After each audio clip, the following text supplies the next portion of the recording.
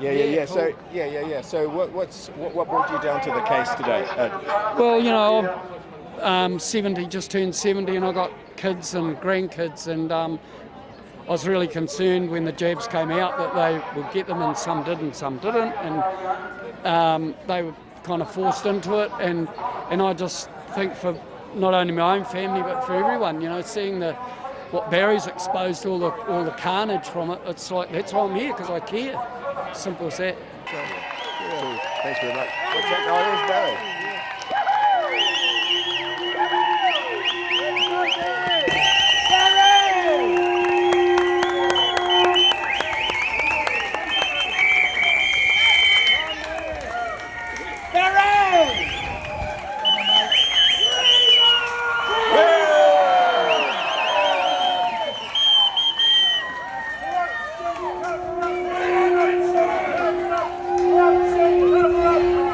What do you want me to say? I'm a whistleblower. I'm a whistleblower, just my whistle's a lot bigger than anyone else's. So.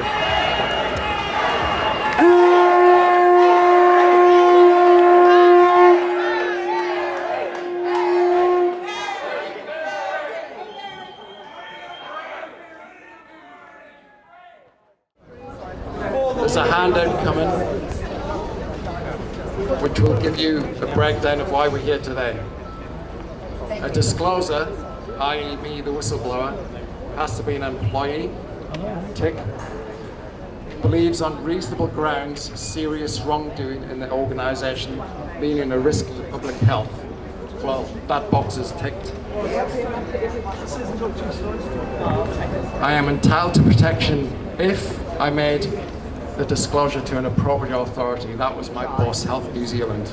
I sent them that email, so that's ticked. I'm entitled to protection even if I'm totally mistaken. I could be wrong about the whole thing. It doesn't matter, I should still be protected. But I am not wrong. I'm protected if I substantially comply with the Act. That's ticked. And I'm protected if I make a disclosure to another person. That's ticked. So that's a whole bunch of green ticks in my favour. So what have we got from Health New Zealand in their reply?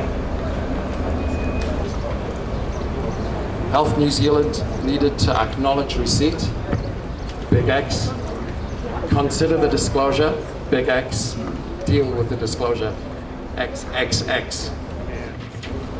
Under no circumstances are they allowed to retaliate. But within 2 hours, they closed down my accounts.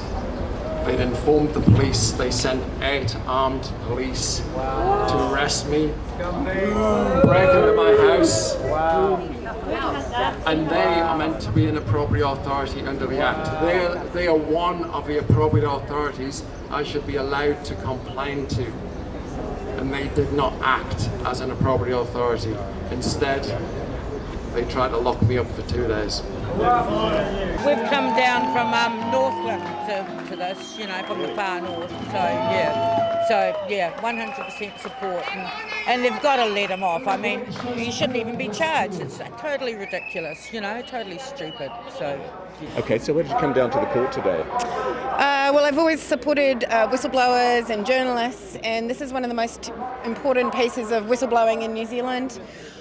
We really have to protect whistleblowers and make sure that their story comes to light, and this one has been really shoved down under the radar. I tried to share information about this event on Twitter. I have about 7,000 followers.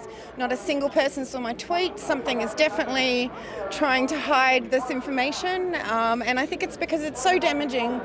Barry actually anonymized this data, and this was a database that he had built that was for the pay-per-dose system, and what it showed was a correlation at least with deaths.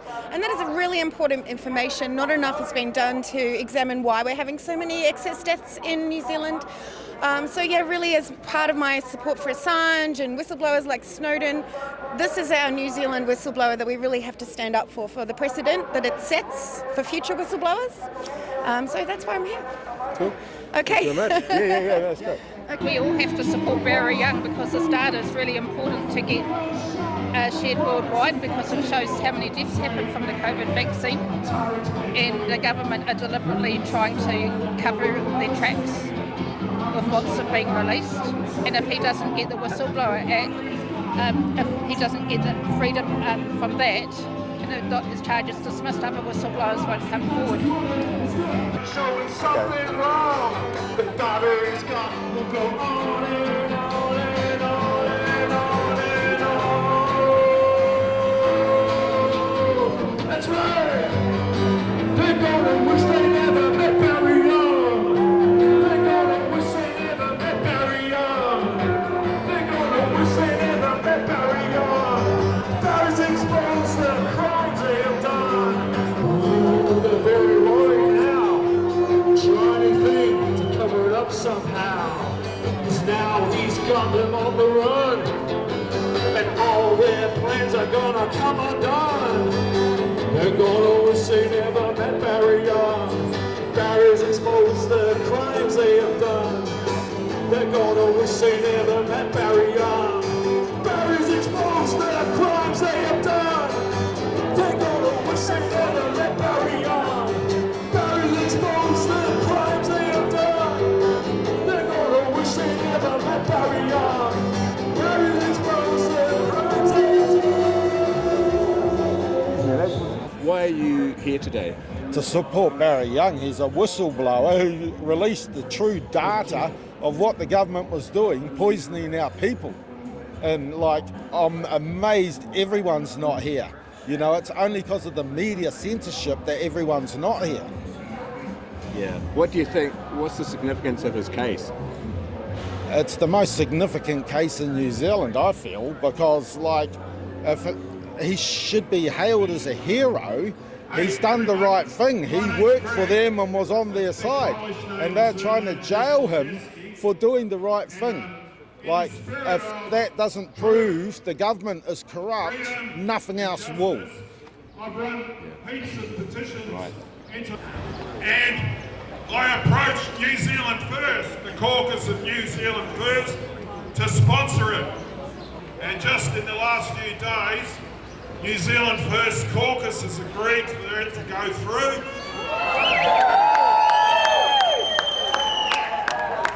Is that right? John answer. Yeah, just asking for his unfiltered truth.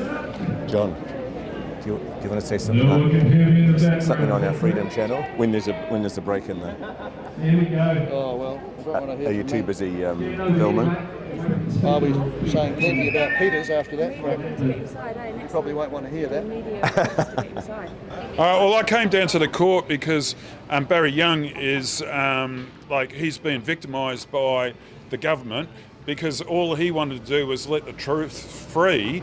Back in April of 2020, the government released its health and disability policy about COVID-19, and it didn't inform anyone, but the policy said we were going to maintain elimination until a vaccine was available. Okay? Well, the vaccine wasn't even made then. How would they know what it was going to be like? You know, so, I mean, it's just been the most crazy, stupid, vandalistic approach to anything. And during the early COVID period, every time someone sneezed and did a PCR test, that got lit up, right? But now, when we want to know what the real data is that they hold about how many people have been injured or damaged or what the mortality outcomes are for the 4 million vaccinated versus the 1 million unvaccinated, they're not going to tell us. And Barry tried to do that, and they're slamming him for it. It's just pure bullshit. They're criminals, and they're covering their own criminal asses. And we need to stand up, you know, for him and for ourselves and for our kids and our futures, because this is bullshit. Okay, so why are you at the court today? I came here to support Barry because I believe in what he's doing, and it's really hard to stand up for justice, having been through support a few people myself. I believe in what Barry's doing, and I believe that Barry is the truth, telling the truth. What do you think is the significance of his case? The significance of the case is the fact that the Crown have handed disclosure the last few days. A judge, if he's acting in honour, would defer the matter to give Barry a chance to go through all that disclosure. Now that's normally a trick that the Crown Law or the police use when they haven't got a case. They're trying to rattle you. There's a duty of candour that the police have to follow and the Crown Law have to follow, and they know the law inside out, or should I say the legal system, because it's not lawful, it's a legal system that they created, and they don't follow their own rules. So Barry's being disadvantaged in this way? For sure. I mean, under the Criminal Disclosure Act 2008, there's certain disclosures that the police have. Every piece of evidence that the police have, they have to provide it to Barry, whether it's for their case or against their case. It gives Barry the opportunity to respond, but they don't do that. They pull out shots at the last minute, and that shows you that they're weak. It shows you that they don't have a defence, and it shows you that they're trying to manipulate the court. And a judge, if he is acting in honour, would recognise this. But the problem is, if you don't know what to say, the judge can only respond to what you say. So if you don't mention the duty of candour, the judge can't say to you, hey, what about the duty of candour? So you have to know the police and the Crown's obligations. So unfortunately, that can sometimes not go in your favour if you don't know. Yeah, and so you can always tell the fact that we're not allowed in the court today is a real sign that they got stuff to hide. And that goes in Barry's favour. It's become really known that what he's standing for is it's not just a New Zealand problem. It's freedom of speech. It's stopping the government telling you what to do, and also maybe what they are suggesting is not right. So why should we be told what to do anyway in the first place? Excuse me, ladies. Does anyone want to say anything about why you're here today? Linda will. She's a great orator. I'm here to support Barry Young. And what do you think is so significant about his case? Well, if he can't be a whistleblower, then who can be a whistleblower? I mean, he's got such important information for the world, not just for New Zealand. I mean, you know, he's got to have a voice, and they're trying to shut him down. So it's dreadful. It's dreadful. Because you know how your brain works over time. When I heard about this, I thought either they're going to try and do a deal with him and say, oh, we'll kind of say it's a whistleblower case, but we won't do anything further, and everything's suppressed, which I don't think it'll take. Or they're so embarrassed about what they're going to do that they don't want any of the public in there, and so that's why we're all excluded and why the evidence is going to be suppressed. So I don't know what will happen. Fingers crossed, but I can't see it being a good outcome, unfortunately. I mean, even I listened to the interview that Liz Gunn had with Andrew Bridgen, and even he thinks that it's not going to, it's not going to be a good outcome today. I think Barry does want a trial, though. Yes, he does. Yes, whether he's protected or not, yes, that's what it sounds like. Absolutely, yeah. So, but we go for him, and that's the least we can do. Yeah. Cool. Thank you. To give you an example of the data that I saw, and this is something I'm going to explain carefully to the judge, the chances of what I was seeing in the data is a number. If you write a 1 on a page full of zeros afterwards, that's how unlikely it is what I saw. And I saw dozens of examples like this. The odds of this not being vaccine related are so infinite, so small. You're more likely to win the lotto of every major country in the world for the next decade. Wow. That's how unlikely it is. So there you have it. So that was my reasonable grounds. That was my reasonable belief. That's why I did this. I saw people dying, and I have to do something. And I will keep on doing something, no matter how long and how hard they push back and how long it takes, I will be here. Thank you for being here with me.